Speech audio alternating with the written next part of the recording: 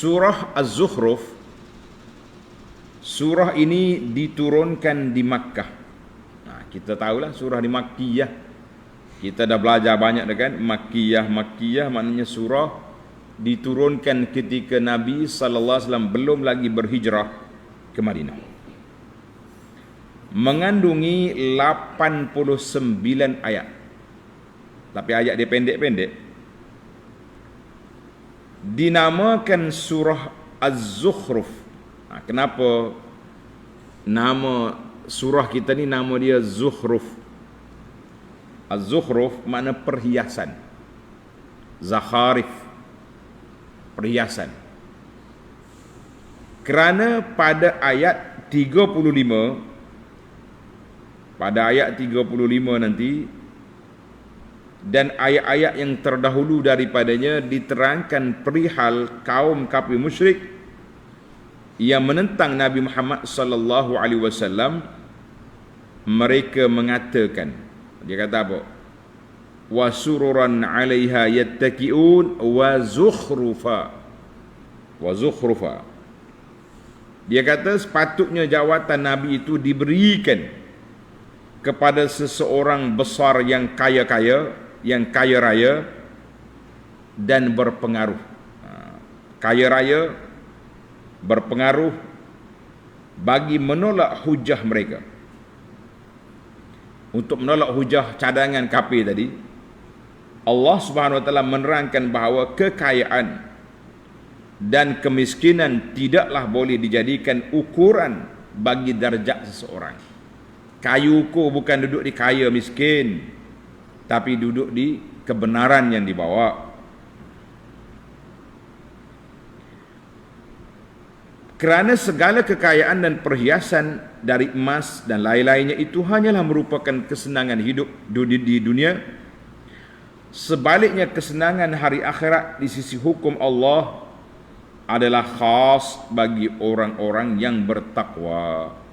Jadi surah ini Makkiyah, wa hukiyal ijma'u ala dhalik, dan perkataan Zukhruf, kalimah Zukhruf, tanda pelajar, waqa'at fiha, ada dalam surah ini saja, walam taqa' fi ghairiha, tak ada dalam surah lain di antara surah Al-Quran.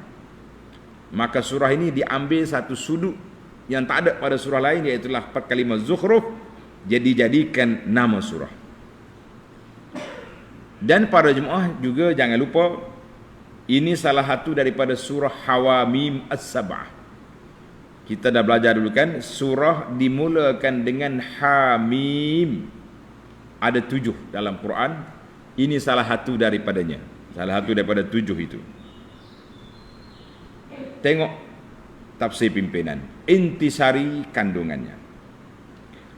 Membentangkan sebahagian dari pertentangan keras yang dihadapi oleh dakwah Islamiah pada zaman Nabi sallallahu alaihi wasallam, dan menerangkan bagaimana pertentangan itu diberi penjelasan-penjelasan yang disertakan dengan dalil-dalilnya dalam Al-Quranul Karim. Setelah menerangkan fahaman kaum kafir musyrik yang sesat, maka Allah Subhanahu wa taala menegaskan bahawa sesiapa yang tidak mengendahkan pengajaran Al-Quran diturunkan oleh Allah yang amat pemurah, maka Allah akan mengadakan baginya syaitan yang menghasut dan menyesatkannya, lalu menjadilah ia temannya yang tidak renggang daripadanya. Dia dua ya kita ni, sama ada kita ikut hukum Allah, kita bersahabat dengan malaikat, atau ikut hukum lain, bersahabatlah dia dengan syaitan, na'udzubillah. Kemudian ditegaskan bahawa Al-Quran itu menjadi kemuliaan besar dan peringatan bagi Nabi Muhammad sallallahu alaihi wasallam dan kaumnya serta umat Islam seluruhnya, kerana mengandungi pelajaran dan undang-undang yang sesuai bagi segala tempat dan pada setiap zaman. Dia panggil Islam ini sesuai setiap tempat dan pada setiap zaman. Kalau orang kata undang-undang Islam ni lapuk, awak tu tak betul kepala. Setelah menceritakan perihal nabi-nabi yang telah lalu maka Allah Ta'ala menerangkan bahawa Nabi Isa AS menjadi tanda tentang kedatangan hari kiamat. Yakni salah satu di antara tanda-tanda yang menunjukkan hampirnya hari kiamat ialah turunnya Nabi Isa pada akhir zaman. Hal ini dijelaskan lebih lanjut dalam hadis-hadis Nabi yang sahih seperti riwayat Imam Bukhari dan Muslim dan lain-lainnya.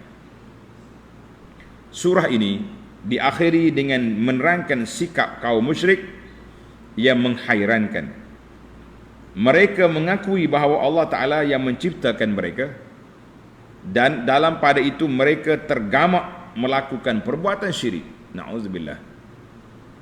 Bagi menjawab rayuan Nabi Muhammad sallallahu alaihi wasallam mengenai golongan musyrik yang berdegil dalam kekufuran itu dan menyerahkan perkara mereka kepada Allah Azza wa Jalla untuk diadili, Allah Ta'ala menegaskan, jika demikian, maka janganlah engkau hiraukan mereka dan katakanlah selamat tinggallah kamu dan mereka akan mengetahui kelak akibat keingkarannya.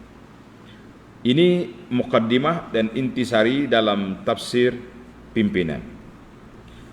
Para jemaah sekalian, saya ambil secara bernombor dalam kitab-kitab Al-Muharrar. Yang pertama, maqasidus surah, objektif surah ni.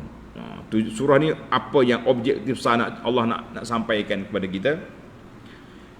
Yang pertama, iqamatul barahin ala wahdaniyatillahi azza wa jalla, nak menjelaskan tanda-tanda, bukti-bukti yang menunjukkan keesaan Allah azza wa jalla.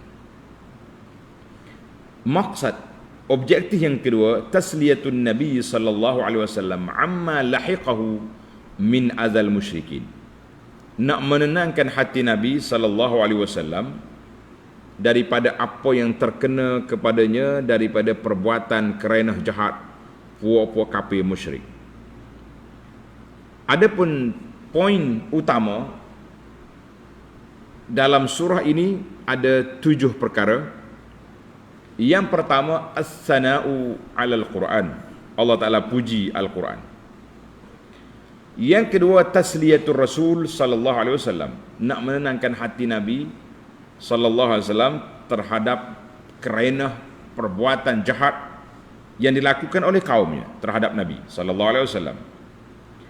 Yang ketiga, bayanu janib min mazahiri qudratillah ta'ala, menjelaskan beberapa sudut daripada kuasa Allah dan juga sebahagian daripada nikmatnya kepada makhluknya. Yang keempat, ardu ba'd iftira'atil musyrikin, Allah bentangkan beberapa tuduhan palsu yang dibuat oleh puak-puak kafir dan pandangan mereka yang rusak, serta ar-rad ma'ar-raddi 'alaiha wa tafnidiha, serta Allah Ta'ala komen balah balik hujah bodoh mereka itu dengan menyatakan hujah-hujah yang jelas dan menyatakan buruk akibat mereka di akhirat nanti, di dunia juga di akhirat. Yang kelima, zikru janibin min da'wati Ibrahim alaihissalam liqaumihi, menjelaskan sebahagian daripada dakwah Nabi Ibrahim alaihissalam pada kaumnya dan sebahagian daripada kisah Nabi Musa dan Isa alaihi wassalatu wassalam dan sikap puak-puak kafir terhadap Nabi Isa. Yang keenam, bisyaratul mu'minina bil jannah, khabar bergembira kepada orang mukmin dengan balasan syurga dan nikmat-nikmat yang berkekalan, serta menyatakan hukuman ke atas puak-puak mujrimin, puak-puak yang jahat dalam neraka jahanam, dan angan-angan mereka minta mati semula tidak akan berlaku. Yang ketujuh, taujihatul nabi, sebagai satu taujihat ataupun bimbingan kepada Nabi sallallahu alaihi wasallam dengan menyebut sebahagian daripada dalil-dalil keesaan Allah Azza wa Jalla dalam surah yang kita baca ini. Baik para jemaah sekalian, kita pindah kepada tafsir.